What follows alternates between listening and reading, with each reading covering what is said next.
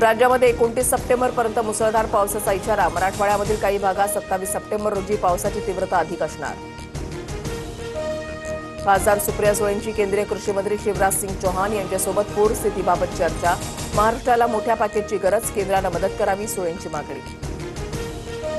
धाराशिवमधील पूरग्रस्तांना उपमुख्यमंत्री शिंदेंकडून मदतीचा हात. ट्विटवर शिंदे आणि पालकमंत्री सरनाईकांचा फोटो, तर दाढीचे फोटो लावून पूरग्रस्तांना मदत हा निर्लज्जपणा, राऊतांची टीका.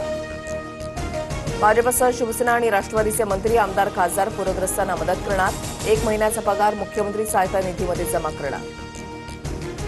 मंत्री आमदार नालायक असतील तर त्यांच्या सुद्धा सर्व गोष्टी बाहेर काढायच्या. पालघरमधल्या जनता दरबारादरम्यान गणेश नाईकांचं विधान. दक्षिणेतून स्तंभ हातामध्ये घेऊन टोळी येते आणि सदनामध्ये चक्कर टाकून त्या ठिकाणी तो स्तंभ स्थिर करते. हा निर्णय कुणी घेतला याची चर्चा होत नाही. नवीन संसद भवनावरून शरद पवारांचा केंद्र सरकारवर निशाणा.